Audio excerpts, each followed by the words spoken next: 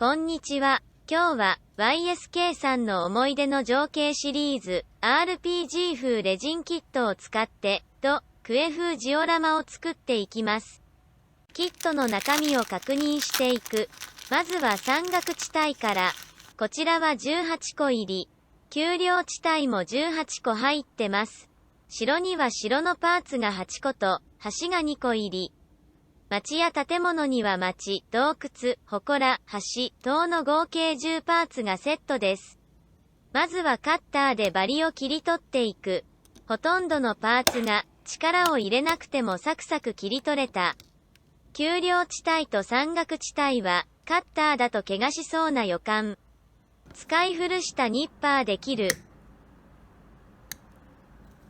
軽くヤスリがけする。そこなので、パーツが浮かない程度に平らになればいいかな。他のパーツも紙ヤスリで整えます。ついでにパーティングラインのようなものも処理します。後で離型剤を落とすために中性洗剤で洗いますが、一応全体的に軽くヤスリがけします。中性洗剤でしばらくつけ置きして、よく洗い流します。旗はなくさないように要注意。乾いたらお城と祠のパーツを接着します。プラモデル用の接着剤では接着できないそうで、アロンアルファを使う。お城の旗は回転させながら、傾いてたら修正する。乾燥させている間に、土台作りに取り掛かる。Google スプレッドシートで図面を作ってきました。イメージはドラゴンクエスト3のアリア藩周辺を再現します。黄緑が平地、平地に X 印がついてるところは濃い平地。で、緑が森、青が海、グレーが岩山、茶色が丘陵、黄色が砂漠です。1マスが1センチ1センチで、横が26マス、縦15マスです。スチレンボードを横26センチ、縦15センチにカット。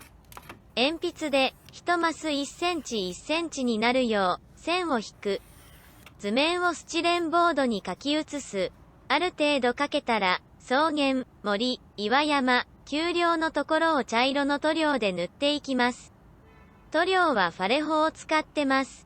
茶色く塗ったところにファレホピグメントバインダーを塗り、緑のジオラマパウダーを巻きます。余分なパウダーを落とす。砂漠にタミヤテクスチャーペイント、砂、ライトサンドを塗ります。縁に茶色のパウダーを巻きます。余分なパウダーを落としたら、一旦土台は置いといて、パーツの作業をしていく。サーフェーサーを吹いていく。しっかり乾かして塗装していきます。塗料はファレホ。ゲーム画面を開いて色を確認しながら塗っています。数回色を重ねていく。お城のラインを引くのが難しい。はみ出したところはグレーの塗料を重ねて消していきます。墨入れにはファレホのモデルウォッシュを使う。